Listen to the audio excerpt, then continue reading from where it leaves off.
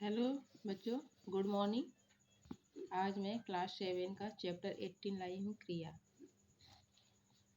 क्रिया जो है उसको इंग्लिश में कहते हैं वर्ब। आप लोगों ने पढ़ा होगा, प्रीवियस क्लास में पढ़े होंगे कि क्रिया किसे कहते हैं। क्रिया जो है किसी काम के करने या होने का बोध कराने वाले शब्दों को हम क्या कहते हैं? क्रिया कहते हैं। देखिए यहाँ पर जितना भी चित्र दिया गया है उसमें सभी लोग कुछ न कुछ कर रहे हैं। कोई पढ़ रहा है, कोई खेल रहा है, कोई दौड़ रहा है, कोई कुछ मतलब कुछ न कुछ कोई बात कर रहा है, चिड़िया उड़ रही हैं। तो ये सारी क्रियाएं क्या है? ये सारी जो चीज़ें हो रही हैं वो क्रिया होती हैं। जैसे देखिए यहाँ पर एग्जाम्पल दिया भी है कुछ चीज़ें, जैसे मैदान है, हरियाली है, पार्क है, हवा चल रही है, पेड़ खड़े हैं, लोग बैठे हैं। ये सब क्या है? ये सब क्रिया है। मतलब जो जो हो रहा है, कोई काम होना या करना, वो सभी शब्द क्या होते हैं? क्रिया होते हैं। तो यहाँ पर हम पढ़ेंगे क्रिया का मूल रूप धातु। क्रिया का मूल रूप धातु मतलब क्रिया का जो मुख्य जो मेन जो पार्ट होता है वो क्या हम लोग देखेंगे, जिसमें कि क्रिया के सामान्य रूप के साथ ना लगता है। क्रिया का जो सामान्य रूप है उसके साथ ना जब लगता है तो इनमें से जैसे कि हंसना है, रोना है, पढ़ना, खाना, जाना, होना, ये क्या है? सामान्य क्रिया के सामान्य रूप के साथ क्या है? ना का प्रयोग हुआ है। और इनमें से यदि ना हटा दिया जाए तो क्रिया का मूल रूप सामने रहता है। मतलब जो मेन जो मुख्य रूप है क्रिया का वो क्या है? जिसमें ना का प्रयोग नहीं होता है। जैसे ना का प्रयोग होगा तो क्या हो जाएगा? ये क्रिया का मतलब क्या होता है? सामान्य रूप के साथ है वो क्या होता है? एक उसका विशेष हो जाता है रूप। तो मेन जो मूल रूप है वह क्या है? हंस है, रो है, पढ़ है, खा है, जा है, हो है। लेकिन जैसे इसमें ना का प्रयोग हो जाता है तो ये सामान्य रूप से विशेष रूप हो जाता है। और इन्हीं क्रिया का जो है धातु रूप भी, इसको हम क्या कहते हैं? धातु रूप। क्रिया का धातु रूप क्या है? जब ना का प्रयोग होता है। ना का प्रयोग करने पर क्रिया का धातु रूप हो जाता है और तभी हम उसको क्या कहते हैं? सामान्य से विशेष क्रिया हो जाता है। जैसे यहाँ पर क्रिया के हम लोग भेद पढ़ेंगे, एक सकर्मक, एक अकर्मक। यहाँ पर दिया है अकर्मक और सकर्मक। अकर्मक क्रिया किसे कहते हैं? जिस क्रिया में कर्म होता है, क्रिया के साथ ही कर्म का प्रयोग हो, उसको हम कहते हैं यहाँ पहले अकर्मक दिया हुआ है, सॉरी, अकर्मक का पहले लेंगे। देखिए क्रिया के साथ अगर कोई शब्द नहीं है, क्रिया के साथ अगर कोई शब्द नहीं है, डायरेक्ट कर्ता और क्रिया का प्रयोग है, वहाँ पर अकर्मक क्रिया होता है। यहाँ पर जिस वाक्य में कर्ता और क्रिया हो उसके अलावा कोई शब्द नहीं हो वहाँ पर अकर्मक क्रिया होता है। जैसे कि यहाँ पर देखिए, शबनम हंस रही है, श्वेता रो रही है, शिशु जाग गया है, बच्चे तैर रहे हैं। तो इसमें क्या है? सब्जेक्ट है और क्रिया है, इसके अलावा कुछ नहीं है। तो यहाँ पर हम क्या कहेंगे? अकर्मक क्रिया। यहाँ अकर्मक क्रिया के बहुत सारे एग्जाम्पल दिया गया, जैसे सोना है, भागना, दौड़ना, चलना, जाना, मरना, डरना, बढ़ना, उठना और बैठना, अकड़ना इत्यादि। समझे? अब इसी तरह फिर हम सकर्मक। सकर्मक क्रिया मतलब क्रिया के साथ और भी शब्द हो तो वहाँ पर हम सकर्मक क्रिया कहते हैं। जैसे सब्जेक्ट करता ही है और उसके साथ जब क्रिया है, क्रिया के साथ ही अगर और भी कोई शब्द है तो वहाँ पर हम क्या कहेंगे? सकर्मक क्रिया कहते हैं। जैसे मतलब तीसरा वर्ड होना चाहिए आपका जो है कर्ता। यहाँ पर जो है ये जो कर्ता है, कर्ता नेहा, क्रिया क्या हो गया? पढ़ती है। ये क्या है? सहायक क्रिया है। ये मुख्य क्रिया है, ये सहायक क्रिया है। तो ये कर्ता नेहा हुआ और पढ़ती है क्रिया हुआ। इसके बाद जो शब्द आता है वो क्या हो जाएगा? कर्म हो जाएगा। अगर यही शब्द नहीं रहता है, सिर्फ नेहा पढ़ती है, तो अकर्मक हो जाएगा। तो बीच का जो क्रिया के बाद जो शब्द आएगा वह कर्म हो जाएगा, तो उसमें उसको हम कहेंगे सकर्मक क्रिया। ओके। अब इसमें पहचान बताया कि सकर्मक क्रिया की हम पहचान कैसे करेंगे। सकर्मक क्रिया में पहचान के लिए हम क्या, किसे या किसको का प्रयोग करेंगे, तो वहाँ पर हमको आंसर जो मिलेगा तो उससे हमको समझ में आ जाएगा सकर्मक क्रिया। जैसे नेहा, नेहा कहानी पढ़ी है, तो नेहा क्या पढ़ रही है? हम लोग को मतलब अगर कोई दे दिया कि सेंटेंस ये कौन सी क्रिया है, सकर्मक या कर्मक, तो एक मैंने बताया कि जो तीसरा शब्द रहता है, एक क्रिया के बाद अगर तीसरा शब्द है तो समझ जाइएगा वो सकर्मक क्रिया है। और एक और यहाँ पर नियम बताया है कि क्या, किसे या किसको बोलने पर तब समझ में आ जाएगा ये सकर्मक क्रिया है। ये भी नियम हो सकता है, ये भी ठीक है। और मैंने जो बताया कि क्रिया के बाद जो शब्द आएगा वो सकर्मक क्रिया में आ जाएगा। ओके, फिर यहाँ देखिए सकर्मक क्रिया के भेद। सकर्मक क्रिया के भेद मतलब यहाँ पर एक कर्मक है और द्विकर्मक है। एक कर्मक मतलब क्या है? एक कर्मक मतलब एक ही वाक्य में क्रिया के साथ सिर्फ एक कर्म हो, मतलब क्रिया के बाद सिर्फ एक ही शब्द हो, उसको हम क्या कहते हैं? एक कर्मक क्रिया। जैसे मैंने साइकिल चलाई, मैंने करता हुआ चलाई क्रिया हुआ, उसके बाद ये क्या कर्म हुआ, एक कर्म है। और इसके साथ ही अगर दूसरा शब्द आ जाता है तो वहाँ पर हम क्या कहेंगे? द्विकर्मक क्रिया। जैसे रूबीना ने श्याम को पुस्तक दी, तो यहाँ पर देखिए करता हुआ रूबीना, क्रिया क्या हुआ? दी, पुस्तक कर्म हुआ, फिर श्याम ये भी कर्म हुआ। तो यहाँ पर दो दो कर्म आ गया है, इसको इसलिए यहाँ पर क्या कहेंगे? द्विकर्मक क्रिया। ओके, एक कर्म मतलब जहाँ पर एक कर्म हो, द्विकर्म मतलब जहाँ पर दो कर्म हो। इस प्रकार सकर्मक क्रिया के भेद भी पढ़ लिए। और उसके बाद संरचना की दृष्टि से क्रिया के भेद हम जानते हैं। संरचना की दृष्टि से क्रिया के कितने बहुत सारे भेद यहाँ पर दिए गए हैं। सामान्य क्रिया है, संयुक्त क्रिया है, नाम धातु क्रिया है, प्रेरणार्थक क्रिया है, पूर्वकालिक क्रिया है। एक एक करके हम लोग देखेंगे। बहुत अच्छी तरह से हम लोग पढ़ेंगे। सामान्य क्रिया, सामान्य क्रिया मतलब क्या है? जिस वाक्य में सिर्फ एक क्रिया होती है, सिर्फ एक क्रिया, उसको हम कहते हैं सामान्य क्रिया। जैसे सरिता ने रोटी खाई, यहाँ पर सिर्फ एक क्रिया है। मोहन खेलेगा, एक क्रिया है। समझ में आ गया? सामान्य क्रिया मतलब जहाँ पर एक क्रिया हो। संयुक्त क्रिया मतलब जहाँ पर दो क्रिया हो। संयुक्त क्रिया मतलब क्या है? एक से अधिक पद मिलकर क्रिया कार्य करते हैं, मतलब एक से अधिक, वहाँ पर एक से अधिक क्रिया जहाँ पर हो वहाँ पर संयुक्त क्रिया होता है। जैसे देखिए वह बोलता गया, उसने दूध पी लिया है। बोलना और गया दो क्रिया हुआ। उसने दूध पी लिया है, पीना और लिया है, ये क्या हो गया? दो क्रिया हुआ। इस प्रकार संयुक्त क्रिया हम लोग जान गए। अब आ गया नाम धातु। नाम धातु क्रिया किसे कहते हैं? नाम धातु क्रिया मतलब धातु को छोड़कर संज्ञा, सर्वनाम तथा विशेषण शब्दों से बनी हुई क्रिया को नाम धातु क्रिया कहते हैं। धातु को छोड़कर संज्ञा, सर्वनाम तथा विशेषण शब्दों से बनी हुई क्रिया को नाम धातु क्रिया कहते हैं। कैसे? देखिए संज्ञा शब्दों से बनी क्रियाएं, संज्ञा शब्दों से बनी क्रिया, ये संज्ञा है ये सारे संज्ञा है, उसे क्रिया बनाया गया है। इसमें क्रिया बनाने के लिए किस चीज का प्रयोग किया गया है? धातु का प्रयोग किया है। धातु क्या होता है? ना। जिस क्रिया में ना का प्रयोग होता है वहां पर क्या होता है? वह विशेष क्रिया हो जाती है। यहाँ पर क्या है? हाथ से हथियाना, शर्म से शर्माना, सब में ना का प्रयोग, ला से लजियाना, गांठ से गठियाना। फिर सर्वनाम से बनी क्रियाएं, सर्वनाम ये है।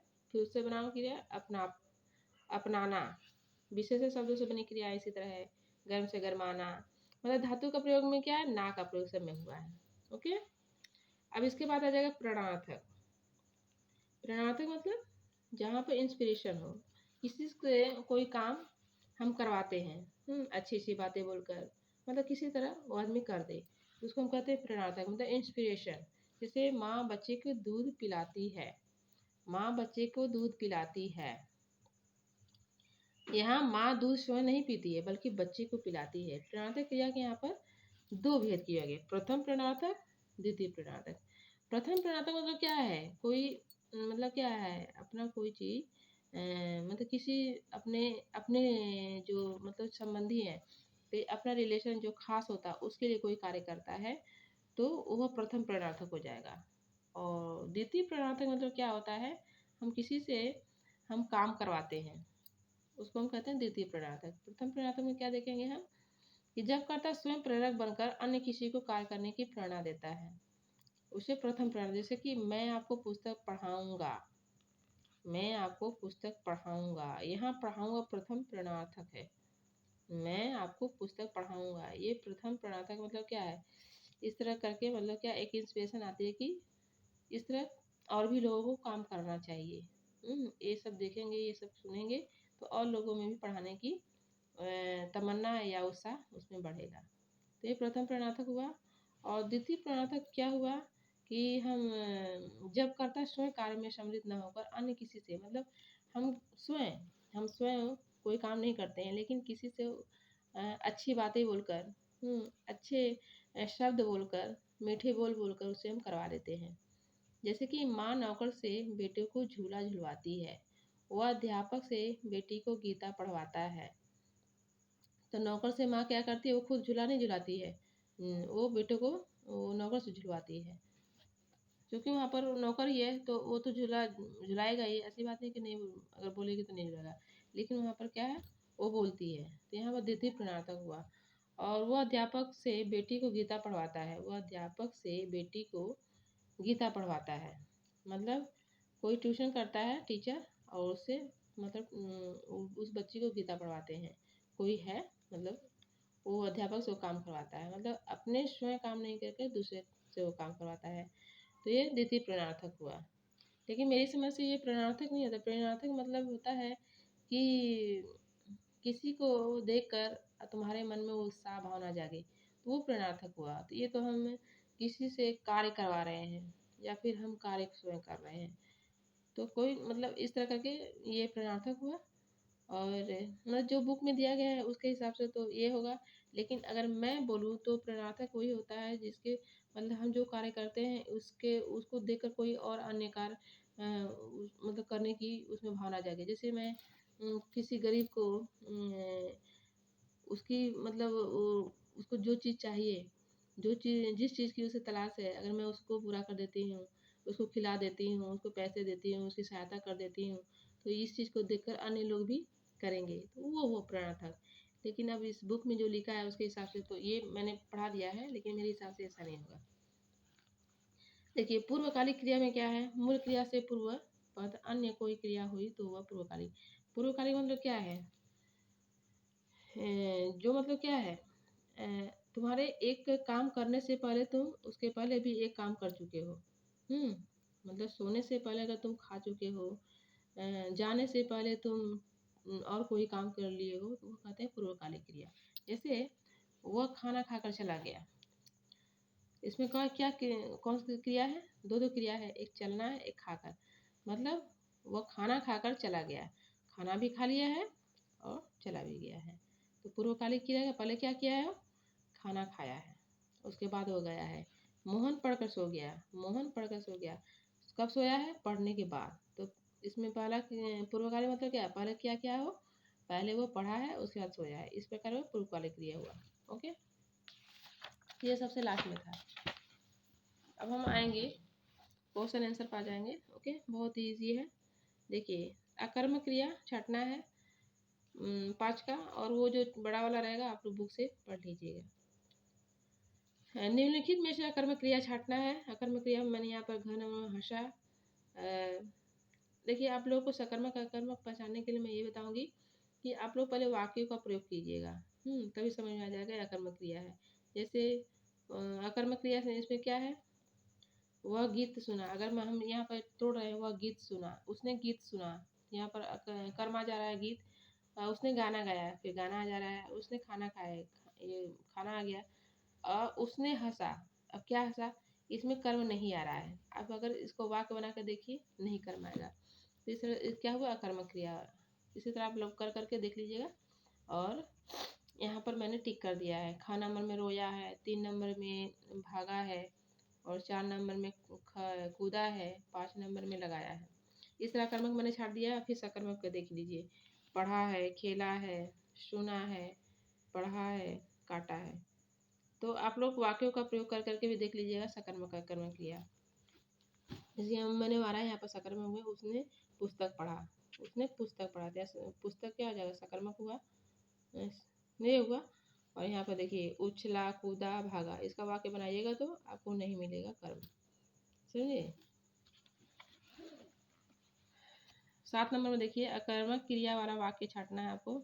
ये देखिए मोहन बहुत रोएगा, 2 नंबर का 2 का ये क है, नीरू गाना सुनती है, मैं डर गया, बच्चे तैर रहे हैं, ये हुआ। सकर्मक क्रिया वाक्य छाटना है। वे आम बेचेंगे, वे आम बेचेंगे, हम सूर्योदय देखेंगे। और खिलाड़ी यहाँ के खेल रहे हैं, तुम बाजार जाओ। ओके, क्वेश्चन नंबर 9 में देखिए, निम्नलिखित क्रियाओं के उपयुक्त भेद पर सही के राइट का चिन्ह लगाना है। जैसे देखिए, वह रात भर जागता रहा, वह रात भर जागता रहे, कौन सी क्रिया है? पूर्वकालिक। खिलाड़ी अत्यंत परिश्रम पूर्वक खेला, खिलाड़ी अत्यंत परिश्रम पूर्वक खेला प्रेरणार्थक है।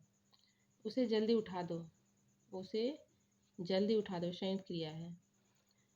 फिर मैं अभी सोकर उठा हूँ, मैं अभी सोकर उठा हूँ पूर्वकालिक। मुझे पानी पिलवा दो प्रेरणार्थक है। ओके, फिर क्वेश्चन नंबर 10 का देखिए, ये आपको वाक्य बनाना है। ये आपको वाक्य बनाना है। वह सोया, वह जाग गया है। इसको वाक्य कैसे बनाना? उदाहरण के साथ पूर्वकालिक क्रिया युक्त बनाकर बनाइए। जैसे वह सोया, वह जाग गया, वह सोकर जाग गया है। इसी तरह आपको पूर्वकालिक क्रिया लगाकर क्रिया युक्त वाक्य बनाना है। वह खेलेगा फिर पढ़ेगा, वह खेल कर पढ़ेगा, वह खेल कर पढ़ेगा। देखिए, वह खेल कर पढ़ेगा, वह गा कर भोजन करेगा, वह घूम कर फिर नहाता है। यहाँ पर वह खेल कर फिर पढ़ेगा, वह गा कर भोजन करेगा, वह घूम कर नहाता है, वह घूम कर फिर नहाता है, वह घूम कर फिर नहाता है। ओके, इसको आप लोग देख लीजिए। वह गा कर भोजन करेगा,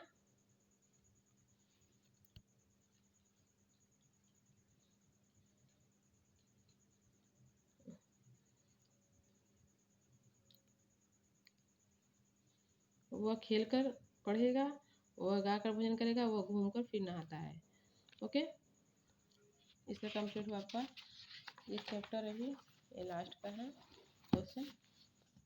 देखिए, निम्नलिखित शब्दों के उपयुक्त नाम धातु रूप पर सही का चिन्ह लगाना है। अपना का अपनाना, बात का बतलाना, चक्कर का चकराना, हाथ का हथियाना, शर्म का शर्माना। लास्ट है 12। निम्नलिखित धातुओं से उपयुक्त प्रणार्थक क्रिया रूप पर सही का चिन्ह लगाना है। पी का पिलाना, खा का खिलाना, जा का भेजना, चल का चलाना, सो का सुलाना। तो इस प्रकार आप लोग का चैप्टर 18 फिनिश हुआ। और बच्चों, आप लोग को जो भी समझ में नहीं आएगा आप लोग कमेंट बॉक्स में ज़रूर कीजिएगा, पूछिएगा मुझसे, मैं बताऊंगी आप लोग को। क्योंकि पूछने से समझ में आ जाएगा कि आप लोग को समझ में आ रहा है कि नहीं आ रहा है। और बहुत ईजी चैप्टर था। तो आज के लिए इतना ही स्टूडेंट्स, बच्चों। तो थैंक यू, धन्यवाद।